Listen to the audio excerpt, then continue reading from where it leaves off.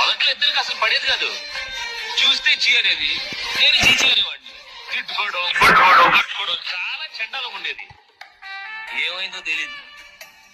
కనిపిస్తే నవ్వడం మొదలెట్టింది, పలకరిస్తే మాట్లాడేది, గుడ్ నైట్ కూడా చెప్పేది. సడన్ గా ఓ రోజు నువ్వు అంటే నాకు ఇష్టం చేసింది, దెబ్బ క్యారెక్టర్ దాన్ని అయిపోయింది. మరి నీ గ్లాస్ తిప్పలేదే?